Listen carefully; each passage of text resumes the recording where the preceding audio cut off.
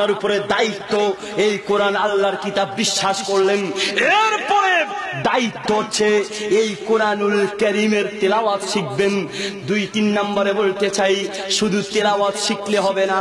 সূরা কমারের 17, 22, 32 এবং 40 নম্বর আয়াতে আল্লাহ বলেছেন, ওয়ালাকাদ ইয়াসসারনাল কুরআনা লিযিকরি। হে দুনিয়ার মানুষ শোনো, আমি এই কোরআনকে সহজ করে দিয়েছি বুঝার জন্য। সুবহানাল্লাহ।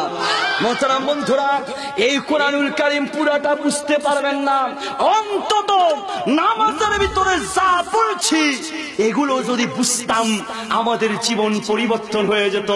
নামাজে বলি ইয়াকা না'বুদু, হে আল্লাহ আপনার ইবাদত করি, আপনি ছাড়া আর কারো ইবাদত করি না।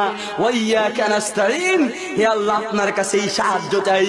নামাজ শেষ করেই মাজারে গিয়ে সিজদা চাই, মাজার ওয়ালার কাছে সাহায্য চাই। কথা বলেন ঠিক কিনা? নামাজে বললাম একটা, করলাম আরেকটা। কারণ নামাজে কি বললাম কিছুই বুঝতাম না। মোহতারাম হাজরিন, এরাবিয়ান এক লোক এক বাঙালিকে গালি দিছে শালার পুত। বেয়াদবি মাফ করবেন বুঝার জন্য। এখন ওই আরাবিয়ান শালার পুতও বুঝে না আর শালার অর্থ বুঝে না, কিন্তু শব্দটা মনে রেখেছে। মনে রেখে আরেক বাঙালিকে গিয়ে বললেন, ভাই কলালি আহুকাল বাঙালি, শালার পুত মামা না হাজা। বাইরে আমার তোমার এক বাঙালি ভাই, ইনি আমার শালার পুত বলছে। এই শালার পুত অর্থ কি বলতো? যে বাঙালির জিজ্ঞেস করলো, উনি চিন্তা করে আমি যদি আসল অর্থ বলি তাইলে আমার বাইত্য 14টা বাজবে, ঠিক না? আমার বাইত্য খবর আছে। তখন উনি অর্থ পাল্টায় দিল, বললো ভাই শালার পুত মান হাজা গনিজুন, উনি বুঝাইতে চেয়েছে আন্তা গনিজুন ও আবুকা গনিজুন, আপনি ধনী আপনার বাপ ধনী। শালার পুত শালা মানি ধনীর পোলা ধনী। এখন ওই আরাবিয়ান বলতেছে, মাশাআল্লাহ মাশাআল্লাহ হাইয়াহুল্লাহ ওয়া বারাকাল্লাহু ফি আয়াতি। আল্লাহ সে আমার দোয়া করলো, আরে সে তো জানে না আনা গনিজুন ওয়া আবি গনিজুন ওয়া জাদ্দি গনিজুন। আরে সে তো জানছে আমি পয়সাওয়ালা, আমার বাপ পয়সাওয়ালা। আসলে না, আমি ধনী, আমার বাপ ধনী, আমার 14 গোষ্ঠী ধনী।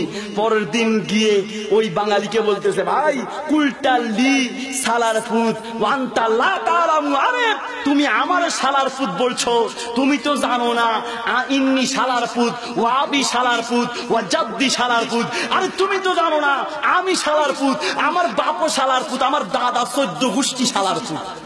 মানে আমরা সবাই পয়সাওয়ালা। মুসলিম হাজরিন, উনি না জেনে যেই অবস্থা, আজকে আমাদের অবস্থাও তাই। কথা বলি ঠিক না? নামাজে বলি একটা, করি আরেকটা। একটু ওয়াদা করবেন আজকের পর হতে মুহতারাম বন্ধুরা, রাসূল সাল্লাল্লাহু আলাইহি সাল্লামের জমানায় মুসলমানদের প্রত্যেকটা ঘর ছিল একটা মাদ্রাসা। সুবহানাল্লাহ। আজকে ওয়াদা করবেন আপনার ঘরের ভিতরে কোরআনের তালিম নাই, হাদিসের তালিম নাই, দ্বীনের তালিম নাই, যার কারণে ঘরটাকে আজ টিভি দখল করে বসেছে, ঠিক না?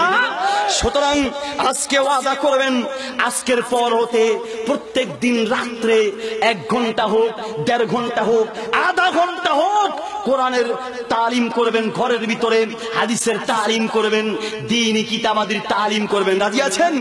রাজি আছেন ইনশাআল্লাহ?